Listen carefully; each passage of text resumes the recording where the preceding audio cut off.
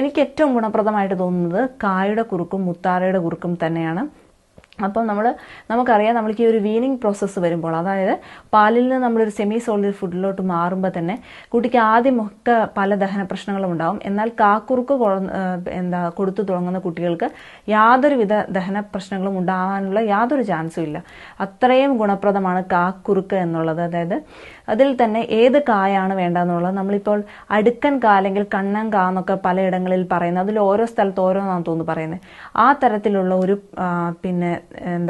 കായാണ്, പച്ചക്കായാണ് നമ്മൾ അരിഞ്ഞുണങ്ങിയിട്ട് അത് പൊടിച്ചിട്ട് കുറുക്കാക്കി പാലുമായിട്ട് ചേർത്ത് കുറുക്കാക്കി കൊടുക്കുന്നതാണ് കുട്ടിയുടെ വയറിന് ഏറ്റവും നല്ലത്. ആദ്യം അത് കഴിക്കുന്നതാണ് അവർക്ക് കോൺസ്റ്റിപ്പേഷൻ ആൻഡ് ഗ്യാസ് ഒക്കെ ഇല്ലാതിരിക്കാൻ വേണ്ടിയിട്ട് സഹായിക്കുന്നത്.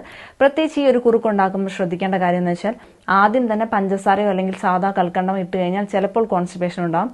പനങ്കൽക്കണ്ടം ഈ മധുരത്തിനായിട്ട് ഉപയോഗിക്കുന്നതാണ് ഏറ്റവും നല്ലത്. അല്ലെങ്കിൽ നമുക്ക് ബ്രൗൺ ഷുഗർ കിട്ടുമല്ലോ, അപ്പോൾ അതായത് നല്ല ഷുഗറിൻ്റെ പൊടി, ബ്രൗൺ ഷുഗർ, അതൊക്കെ നന്നായിട്ട് നമുക്ക് ഉപയോഗിക്കാവുന്നതാണ്. അല്ലാതെ സാധാ ബ്ലീച്ച്ഡ് കൽക്കണ്ടം അല്ലെങ്കിൽ ഷുഗർ, പഞ്ചസാര ഇടുന്നത് കോൺസ്റ്റിപ്പേഷൻ ഉണ്ടാക്കിയുള്ളൂ. പിന്നെ പ്രത്യേകം ശ്രദ്ധിക്കേണ്ട കാര്യം എന്ന് വെച്ചിട്ടുണ്ടെങ്കിൽ, ആദ്യത്തെ മന്തിലൊക്കെ നമ്മൾ കൊടുത്തു തുടങ്ങുമ്പോൾ തന്നെ സെമി സോളിഡ് ആയിരിക്കാൻ വേണ്ടി പ്രത്യേകം ശ്രദ്ധിക്കുക. കുറുക്ക് അധികം കട്ടിയായി പോകരുത്, കുറച്ചൊരു വാട്ടർ കണ്ടന്റ് കൂടി വേണം. എന്നാൽ മാത്രമേ കറക്റ്റ് ആയിട്ടുള്ളൊരു ദഹന പ്രക്രിയ നടക്കുകയുള്ളൂ.